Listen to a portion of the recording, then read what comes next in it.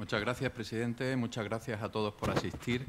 Voy a empezar pidiendo disculpas. Dice la tradición que en Madrid por la tarde solo se pueden hacer dos cosas, ¿no? O dar una charla o escucharla, ¿no? Yo pido perdón a los que le toca estar hoy en el otro lado, ahí escuchando, y lo que vamos a intentar es cumplir un horario para que haya un poco más tiempo de debate que lo que tuvimos el día anterior. Así que vamos a intentar ser rigurosos todos en la participación. No sé por qué derecho me toca, tengo un poquito más de tiempo para hablar, creo que al relator le tocaban como 20 minutos y al resto de miembros de la mesa del entorno de 10. Entonces, yo voy a recordarlo, creo que podremos cumplirlo para que tengamos un tiempo razonable para el debate y para la intervención. Bueno, comentaba el presidente hace un segundo que hay cosas que hemos hecho mejor y cosas que posiblemente hemos hecho peor. Y como decía alguna abuela, unas veces se gana y otras se aprende, y efectivamente de las cosas que hemos hecho peor tenemos que aprender algo. Esta sesión vamos a intentar ver qué ha cambiado, cuáles son los paradigmas, no digo las axiomas, sino los paradigmas que han cambiado, qué cuestiones que considerábamos que estaban consolidadas en el tiempo, pues probablemente ya no lo son tanto.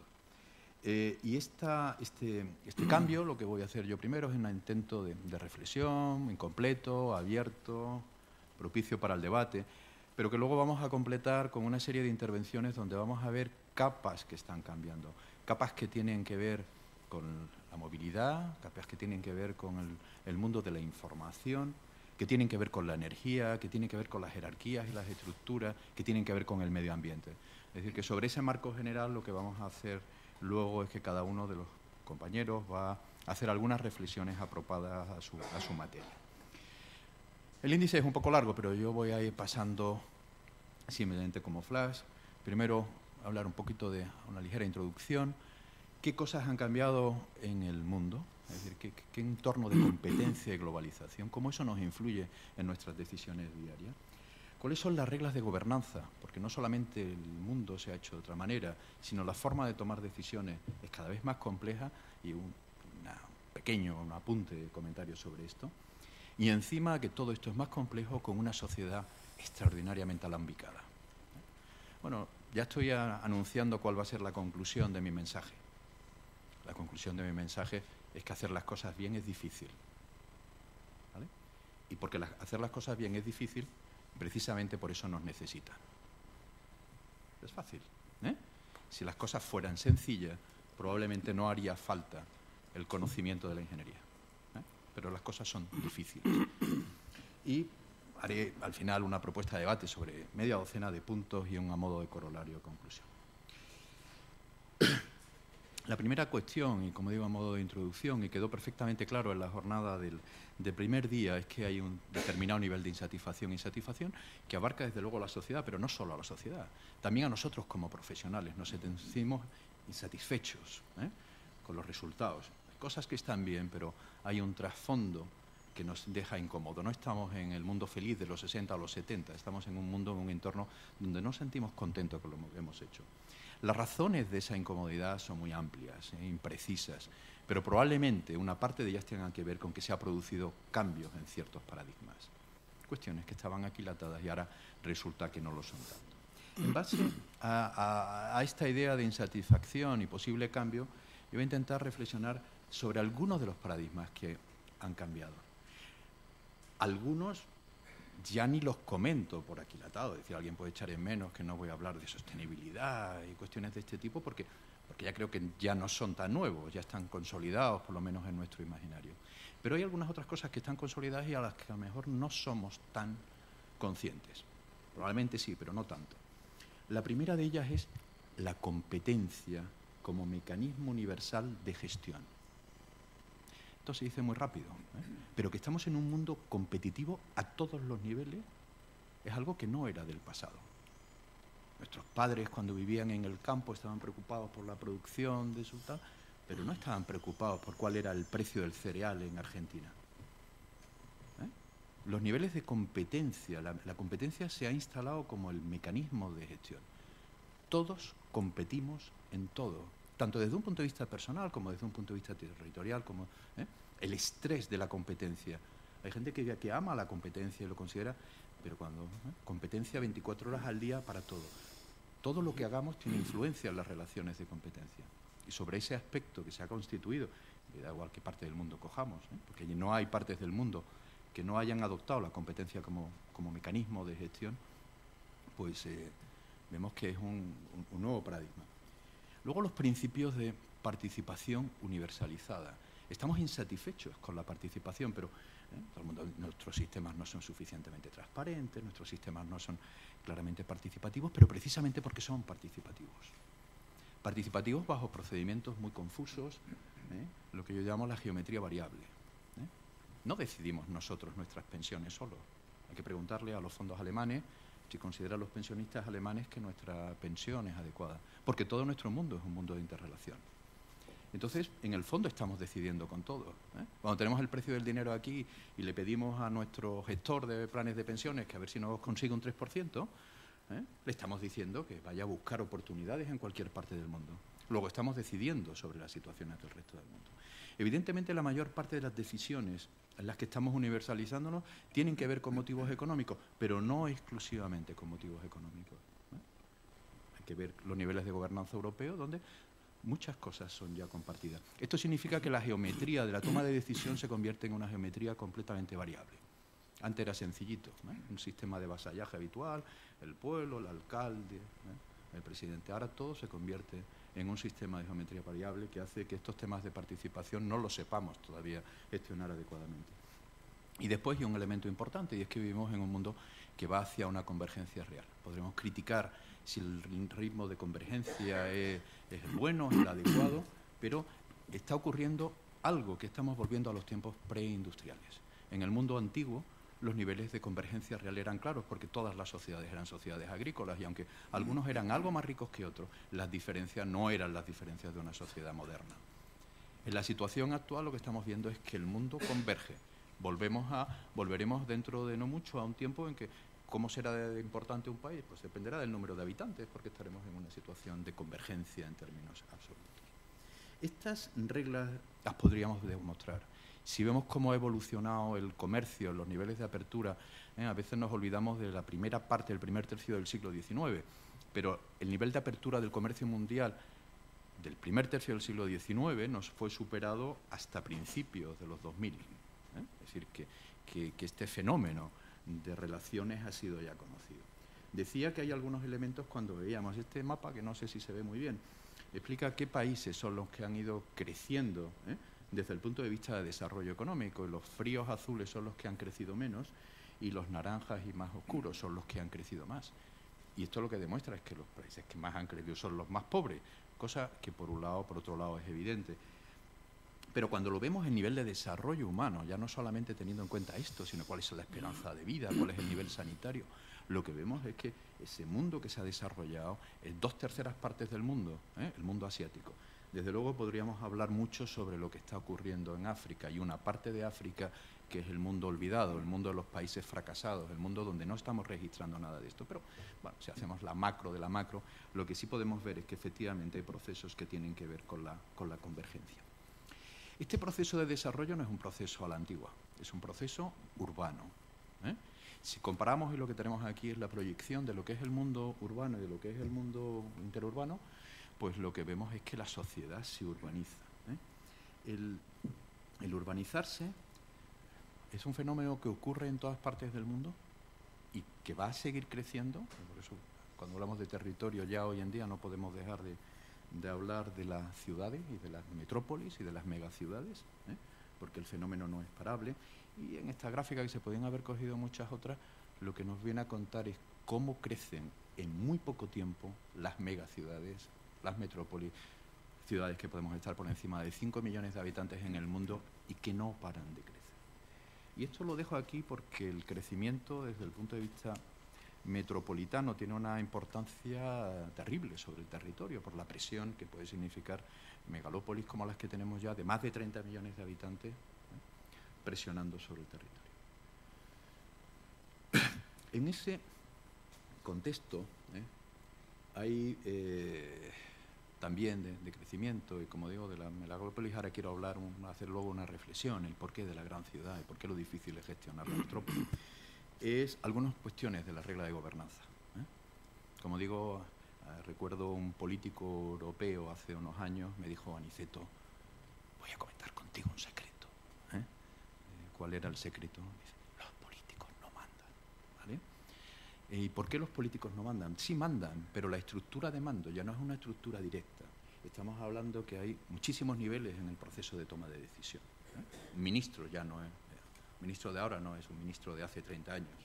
Su capacidad de decisión está más mediatizada, hay muchos elementos que participan en los procesos de toma de decisión. Decisión europea, que te puede estar diciendo que una medida que no se ajusta al derecho comunitario, participación por la parte local, por la parte regional, luego los procesos, esa toma de decisión es extraordinariamente más compleja. Es multirregional, además no solamente participan regiones en un aspecto de cooperación, confrontación, sino regiones que también puede ser desde el punto de vista mundial. Como digo, todos opinamos sobre todo. ¿Es participativa los procesos de toma de decisión? Son participativos. Yo, el otro día, escuchando aquí, hablaba de la importancia de los procesos de participación ciudadana, ¿no? Y me dio la sensación, o tuve la sensación, entendí, que si tuviéramos un proceso de participación ciudadana correcto, pues la mayor parte de nuestros problemas desaparecerían. Bueno, yo digo, aquí recuerdo varias cosas, ¿no? Los ciudadanos votan de muchas maneras. Votan con las manos, pero también votan con los pies. Una de las cuestiones que tiene la gestión del territorio es el votar con los pies. Madrid es un magnífico ejemplo. Bueno, encontramos ejemplos en todas partes. Ante unas determinadas decisiones nuestras, los actores toman decisiones y votan con los pies y, por ejemplo, se van. Pensemos Telefónica, que estaba en el centro de Madrid, hoy está en la periferia. Pensemos en Dragados, pensemos... Es decir, ante decisiones de gestión, los ciudadanos no son actores pasivos que aguantan nuestros designios y nuestros actos inteligentes, sino que interpretan y toman sus propias decisiones. El votar con los pies es un acto que se ha convertido en común. Ya compramos la casa donde nos parece mejor, tenemos en cuenta la competencia impositiva entre una comunidad y otra, o un país y otro. Y entonces hay un proceso de votar con los pies. Estamos en una sociedad mucho más libre. Pensemos en nuestros alumnos de Erasmus. No estamos en un mundo absolutamente libre, pero si lo hacemos una comparación a 30 o 40 años, vemos que la gente vota con los pies. Mucha gente vive donde quiere, puede, desea. Desde luego no se limita al entorno corto de su pueblo, lo cual significa que el escrutinio, el análisis que van a hacer de nuestras decisiones es mucho más profundo, mucho más rápido que lo que se hacía en el futuro. Decía, y colocaba, y entró a la parte final, ahí una línea roja que no sé si veis muy bien. Esto es lo que yo llamo el vector de fuerza, yo lo sigo desde hace años. Es la diferencia entre la gente que cree que hay que gastar más dinero en obra pública en nuestro país y la gente que cree que hay que gastar menos. Hay una parte de población que cree que el dinero que se gasta en obra pública es el correcto, quito el que dice que es correcto, y año a año hay gente que dice que hay que gastar más y que hay que gastar menos. Cuando ese valor es positivo, yo digo que hay un vector de fuerza positivo. Es un indicador muy fuerte a los políticos de que tienen que gastar más dinero en obra pública. Y cuando el vector de fuerza es negativo, pues en el medio plazo hay un ajuste hacia eso. Cuando hablamos de procesos participativos, esto es lo que piensan los ciudadanos españoles. Piensan que en un plazo de muy poquito, de 4 años o 5 años, podemos tener un vector de fuerza de 15 puntos y pasar a un vector de fuerza de menos 15 puntos.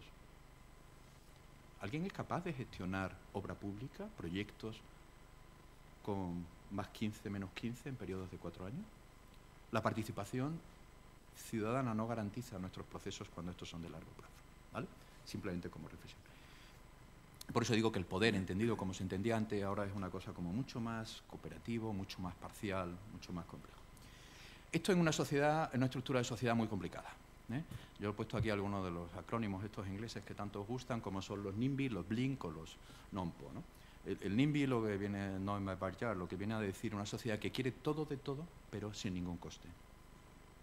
Sí, por supuesto que hacen falta cárceles, por supuesto que hace falta depuradoras, pero al lado de mi casa no. Y como el lado de su casa ocupa todo el territorio, entonces no podemos hacer depuradora. Esta sociedad que lo quiere todo a cero coste es una de las características de las sociedades modernas. También tenemos la sociedad NOMPO, que es lo que dice no my pocket, es decir, yo quiero todo, pero pagar yo, las energías verdes las tengo que pagar, no, por Dios, yo no seré. Entonces, esto es un elemento de gestión que tenemos. Y por el otro lado, es una sociedad bling. En esta sociedad tan compleja, todo es un parpadeo. Si no soy capaz de contárselo en 144 caracteres de un Twitter, o no soy capaz de meterlo en una pantalla de un smartphone, ya he perdido. Si os dais cuenta, las cartas ya nunca tienen 2 páginas, porque ya no hay nadie que lea cartas de 2 páginas. Luego, estamos frente a procesos cada vez más complejos y que, sin embargo, la sociedad se los tenemos que administrar de una manera más fácil. Todo esto hace que el sistema sea muy complicado y todos nos vemos enfocados, encaminados hacia estrategias de escape. Las estrategias de escape vulgarmente son dos. O vamos hacia simplificaciones que nos llevan al populismo, blanco, verde, rojo, amarillo, colorado, ya no hay, o bien vamos hacia situaciones tan elaboradas y tan asociales que nos llevan a una tecnocracia, donde decimos que la mayoría de la gente no puede opinar, ¿no? Bueno, desde mi punto de vista, la buena ingeniería es lo que se mueve en el centro, que puede ser muy tecnócrata, pero con suficiente sensibilidad social, ¿no? Pero hay un punto intermedio donde se pueden gestionar. Todo eso nos da un territorio extraordinariamente complicado de gestionar con estas megalópolis, con estas ciudades. Yo ahí contaba algunas de las cuestiones de los procesos no lineales, que a mí me interesan mucho los procesos no lineales, cuando decimos no podemos cortar un árbol, no. La gente que tiene más árboles son los que los primeros los cortó, luego se desarrolló, luego los volvió a plantar. Es decir, hay un montón de procesos no lineales en la gestión del territorio que son muy difíciles de detener. El aumento de la densidad creativa de las redes, de las ciudades, ¿no? Cuando hablaba yo hacía un número en mi casa, ¿no? Y decía, ¿por qué nos gustan las megalópolis? Ahora voy a responderlo, pero también quería hacer una referencia al tema temporal, Hacemos actuaciones de todo tipo, cosas que van a quedar siglos, con cosas que van a quedar años, con cosas que van a quedar decenios. Como somos capaces de combinar eso es realmente difícil. Decía en el tema de las ciudades, ¿no? Estas son las ciudades más ricas y estas son las ciudades más densas. Las zonas más densas, miramos, ricas, densas. Lo que estamos diciendo es que donde se produce en nuestro sistema de producción la riqueza son en las zonas más densas, en las ciudades más grandes. Esto, lo que yo denomino la sociodiversidad. Lo que estamos buscando es la diversidad. Yo hacía la cuenta de mi pueblecito en la provincia de Cádiz, cuántos empleos tengo a media hora, si estuviera viviendo allí, a mi disposición, y cuántos empleos tengo a media hora de posición en Madrid. Bueno, si lo pongo primero a una hora, la relación de empleos que tengo a disposición teórica en Madrid es 8 veces superior a la que tengo en la provincia de Cádiz. Si lo hago en media hora, la proporción es 67 veces superior. ¿Qué significa eso? Que el cúmulo de oportunidades que significa una metrópoli las hace extraordinariamente atractivas y ese fenómeno es imparable en el mundo. Con lo cual ahí ya tenemos una fuerza que hace que la gestión sea cada vez más compleja. Con lo cual nos vamos a encontrar con un montón de contradicciones que son fuertes. Yo tenía aquí un ejercicio que no pienso hacer, ¿vale? Pero como estamos en un mundo de ingenieros, de vez en cuando hacer un número pues tampoco nos molesta, ¿no? Y lo que viene a contar este ejercicio es la eficiencia del transporte público en el crecimiento de la ciudad. ¿Qué pasa en una ciudad que igual densidad cuando crece su radio R con una constante alfa? Y entonces lo que viene a decir abajo es que cuando el radio crece el doble, las relaciones que tengo que servir se multiplican por 16 y que la ocupación de mis líneas de tráfico, si quiero mantenerlas en relación punto a punto, son 1/8 de la original. Complicado, ¿vale? Es decir, que por un lado no puedo parar la creación de la metrópolis y por ese lado la creación de la metrópolis me da dificultades matemáticas a la hora de gestionar determinadas realidades. Si cuando lo que quiero no es gestionar grandes ciudades, sino sistemas de redes de ciudades, pues nos empiezo a encontrar con un fenómeno parecido, porque aquí lo que hago es transmitir esa presión sobre la ciudad a la presión interurbana. Entonces, frente a un determinado crecimiento, pues lo que voy a hacer es que rápidamente los tráficos en mis carreteras o en mis líneas ferroviarias, en su caso, crezcan con proporciones enormes, ¿no? Un punto 2 hace que los tráficos se dupliquen. Como digo, no es el objetivo verlo, pero que hay una realidad matemática que da complejidad. Conclusión de temas de debate, yo diría, complejidad de los procesos. Los procesos son extremadamente complejos y los entornos además son más inestables. A mí me gusta hablar de los éxitos y de los fracasos efímeros. Yo no sé si nos acordamos, pero la mayor concesionaria de autopistas del mundo, por cierto española, estuvo intervenida por el por el Fondo de Garantía en el año 83, creo que era, valía nada, la compañía. Hoy es la más grande del mundo. Hasta los fracasos pueden ser efímeros. Y de éxitos efímeros, pensemos Nokia. Decimos, no, esto es una cuestión de tecnología. Los teléfonos móviles de Nokia, la más grande del mundo, hoy desaparecida prácticamente en el campo de telefonía hasta que Microsoft diga que va a hacer algo, pero su participación en el mercado se ha reducido a un 2% cuando es. La necesidad, frente a esa situación de cambios tan abruptos, de tener estrategia, de jugar con escenarios, de tener cómo podemos responder. Muchos de los problemas que no hemos visto está porque nos hemos focalizado en los medios antes que en los resultados. La importancia de los outcomes, es decir, los problemas de las líneas de alta velocidad probablemente no los hubiéramos tenido igual si lo que nos hubiéramos fijado como objetivo es que nadie estuviera más lejos de Madrid que o de un hospital qué, y ya eso a lo mejor lo podemos hacer a caballo, no hace falta que sea, pero si nos hubiéramos fijado en los resultados más que en los medios para hacerlo. Desde luego los mecanismos de transparencia, toda esta sociedad compleja exige de mecanismos de transparencia, porque si no la insatisfacción está ahí, la gente no entiende. La inteligencia de mercado, yo creo que una de las cuestiones que debemos aportar en el debate es que lo de acertar no es tan importante. Los americanos son expertos en fracasar en sus primeras iniciativas. Es mucho más importante cambiar a tiempo. Si he tenido un fracaso, si yo tengo inteligencia de mercado y sé que me estoy equivocando, hombre, no tengo que persistir 15 años en el error o 20 años. Giro, pido disculpas y sigo avanzando. Y yo creo que aquí nos faltan benchmark, experiencias de buenas prácticas, de cómo gira la gente cuando encuentra errores. Y por último, lo que es la disminución de riesgos e incertidumbre, que al final es lo clásico de no pongamos todos los huevos en la misma cesta, por si pues esa hipótesis improbable de que no tengamos razón, pero que es una hipótesis que es la que hay que barajar. Conclusión, con todo este refrito y cúmulo de ideas, que menos desde mi punto de vista, pues los ingenieros y la ingeniería son más necesarios que nunca. Pues, planteado un tema, vamos a completar y profundizar bajo distintas perspectivas y distintas capas. El primero va a ser Carlos.